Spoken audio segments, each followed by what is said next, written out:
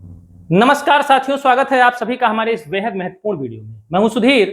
साथियों, आज का विषय सीधा आपकी जेब, आपके घर, आपके सपनों और आपके भविष्य से जुड़ा है। आज हम उस नंबर की बात करने वाले हैं जो आज के समय में आपकी 10वीं और 12वीं की मार्कशीट के नंबरों से भी ज्यादा महत्वपूर्ण हो गया है।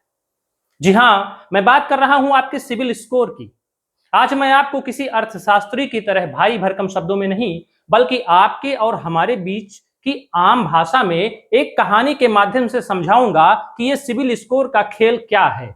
लोग कैसे कैसे छोटी छोटी गलतियां करके अपना वित्तीय जीवन बर्बाद कर लेते हैं, और भारतीय रिजर्व बैंक ने 2024 से 2026 के बीच जो नए नियम बनाए हैं, उन्होंने कैसे आम आदमी को ताकत दी है। तो कुर्सी की पेटी बांध लीजिए, क्योंकि आज की जानकारी आपके लाखों रुपए बचाने वाली है। कहानी शुरू करते हैं रमेश और रोहन से। दोनों की उम्र 28 साल, दोनों की सैलरी 50,000 रुपए महीना है। रमेश हमारे पुराने ख्यालात का भारतीय है। उसके पिताजी ने उसे सिखाया था कि बेटा, चादर उतनी ही पसारो जितने पैर हो। उधार एक जाल है, जिंदगी में कभी लोन मत लेना, और क्रेडिट कार्ड तो शैतान की चाची है। रमेश हर जगह सिर्फ कैश या डेबिट कार्ड का इस्तेमाल करता है। दूसरी तरफ है रोहन। रोहन थोड़ा स्मार्ट है। उसने एक क्रेडिट कार्ड ले रखा है।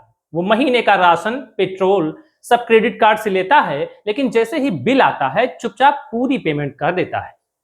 अब कहानी में ट्विस्ट आता है। 5 साल बाद दोनों को अपना घर खरीदना है। दोनों बैंक पहुंचते हैं होम लोन लेने के लिए। बैंक मैनेजर रमेश से कहता है, रमेश जी, आपका तो कोई क्रेडिट इतिहास ही नहीं है। हमारे सिस्टम में आपका स्कोर NH या NA अर्थात नो हिस्ट्री या नॉट अप्लीकेबल दिखा रहा है। बैंक को पता ही नहीं है कि रमेश पैसे लेकर वापस लौटाने वाला इंसान है या नहीं, क्योंकि उसने आज तक कभी उधार लिया ही नहीं। रमेश का लोन या तो रिजेक्ट हो जाता है या उसे बहुत भारी ब्याज दर पर लोन मिलता है।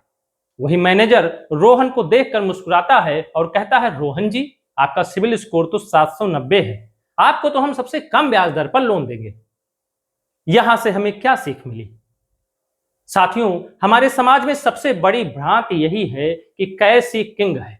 आज की डिजिटल दुनिया में अगर आपने कभी उधार नहीं लिया तो यह अच्छी बात नहीं, बल्कि बैंक की नजर में एक अज्ञात जोखिम है।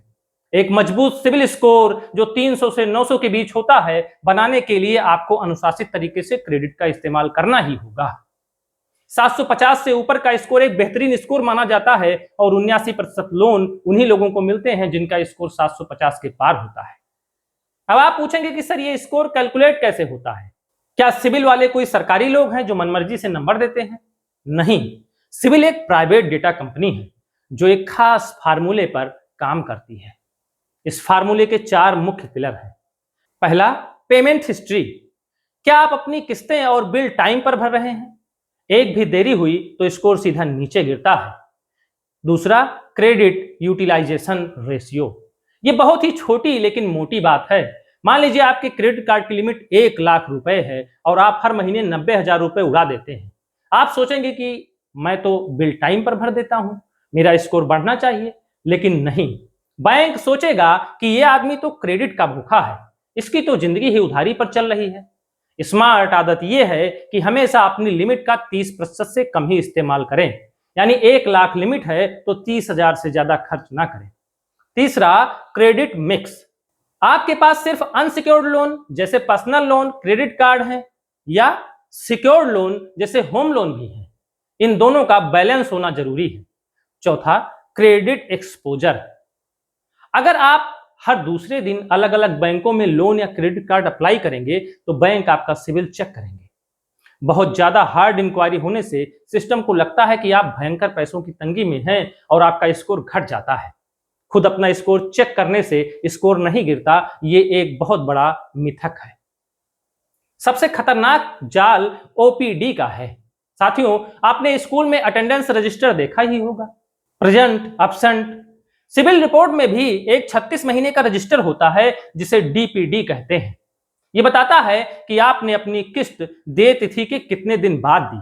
अगर वहां 00 लिखा है तो इसका मतलब है आपने बिल्कुल टाइम पर पैसे दिए हैं, आप बैंक के दामाद हैं। अगर वहां 30 लिखा है तो मतलब आपने 30 दिन की देरी से पेमेंट की है। अगर वहां 60 लिखा है या 90 लिखा है तो इसका मतलब है आप भयंकर डिफॉल्ट कर रहे हैं। और साथियों, अगर आपके डीपीडी में एसयूबी यानी सब स्टैंडर्ड यानी 90 दिन से ज्यादा की देरी या एलएसएस यानी बैंक ने मान लिया कि पैसा डूब गया है लिखा आ गया, तो समझ लीजिए आपके वित्तीय जीवन पर एक बहुत बड़ा काला धब्बा लग गया है। अब आते हैं सबसे अहम मुद्दे पर। यह कहानी बहुत लोगों के साथ होती है। मान लीजिए किसी कारणवश जैसे जॉब छूटना या मेडिकल इमरजेंसी, आप अपना 5 लाख का पर्सनल लोन नहीं चुका पाए। महीनों तक रिकवरी वाले आपको परेशान करते हैं। फिर एक दिन बैंक से फोन आता है, सर एक काम कीजिए, आप बस 3 लाख रुपए दे दीजिए, हम आपका लोन रफा दफा कर देंगे।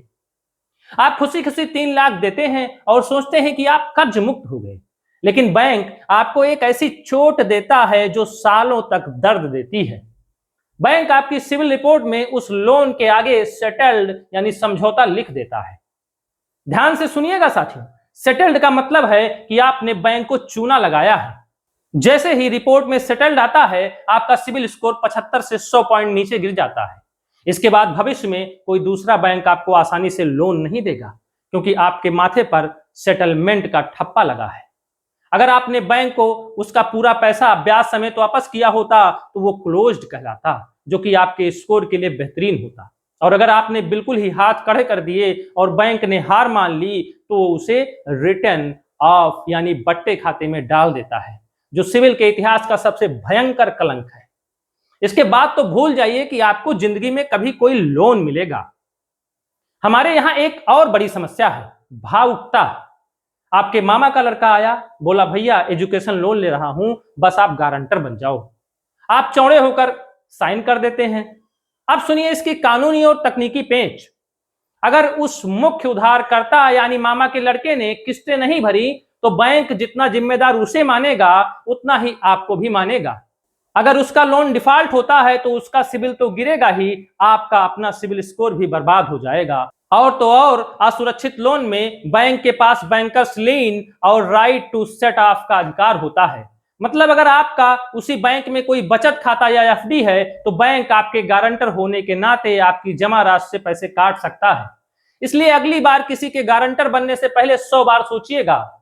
अब बात करते हैं उस खुशखबरी की जो रिजर्व बैंक ऑफ इंडिया ने आम जनता को दी है। पहले क्या होता था, आपने लोन पूरा चुका दिया, लेकिन सिविल में अपडेट होने में महीनों लग जाते थे। बैंक वाले सुनते ही नहीं थे। लेकिन अब आरबीआई ने सिस्टम को बदल दिया है।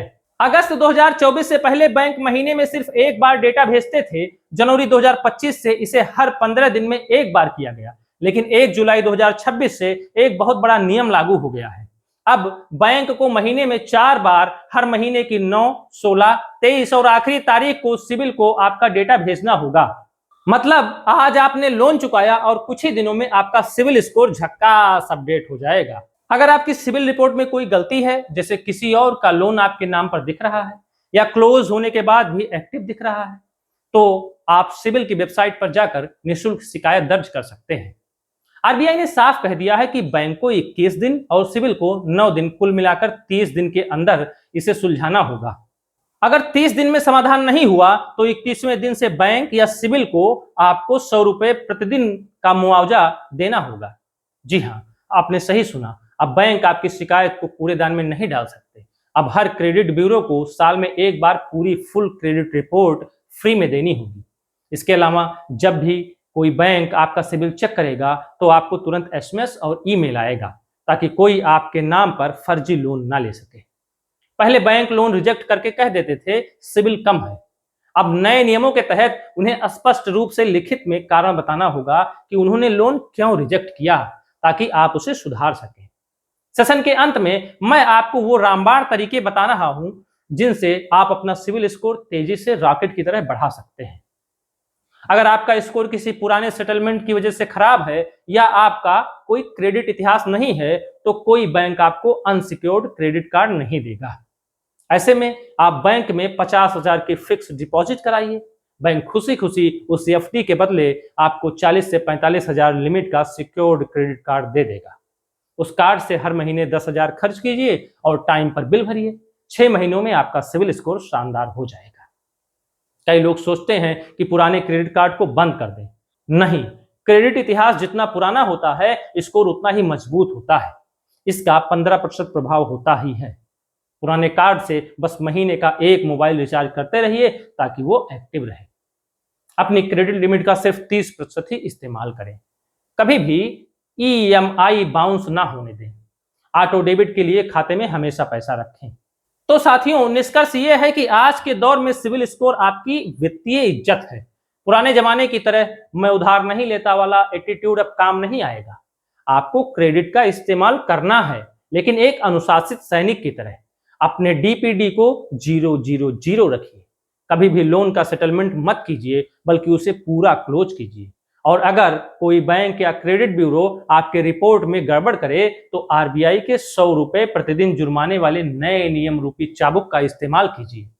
उम्मीद है आपको आज के इस सेशन में सिविल के बारे में वो बातें पता चली होंगी जो शायद आपके बैंक मैनेजर ने भी आपको कभी नहीं बताई होंगी।